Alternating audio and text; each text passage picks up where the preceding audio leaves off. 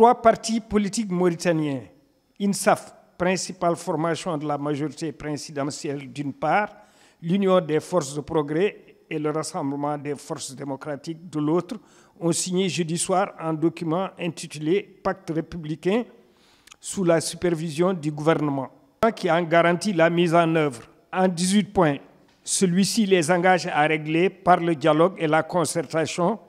les défis auxquels fait face le pays, notamment les questions relatives à l'unité nationale, le pacifisme militaire, le processus électoral, la gouvernance,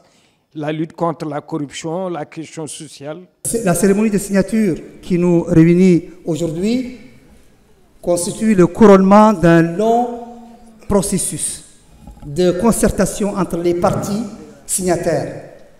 Un processus et une concertation qui ont été rendus possibles par le climat d'apaisement qui prévaut dans notre pays depuis 4 ans.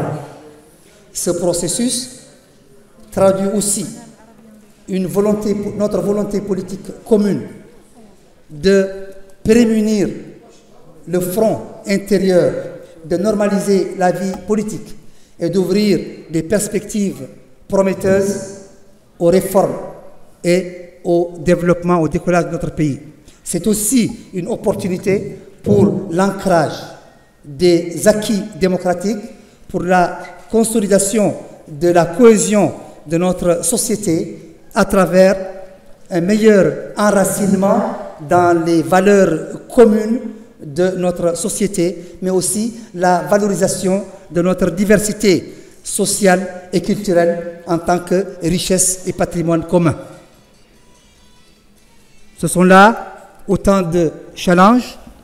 qui peuvent apparaître hors de portée, mais qui sont tout à fait accessibles à la faveur de cette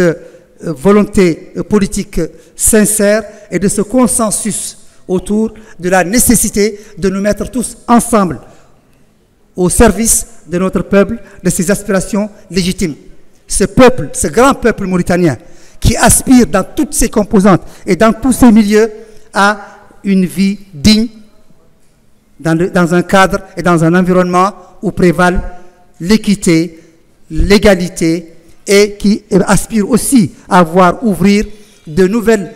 perspectives, de nouveaux horizons pour un véritable développement du pays, pour une meilleure mise à contribution de toutes les opportunités que nous offrent les ressources du pays, mais que nous offrent aussi les technologies et le progrès scientifique moderne, avec pour finalité évidemment de promouvoir et de moderniser tous nos moyens de production et de développement dans les différents secteurs vitaux.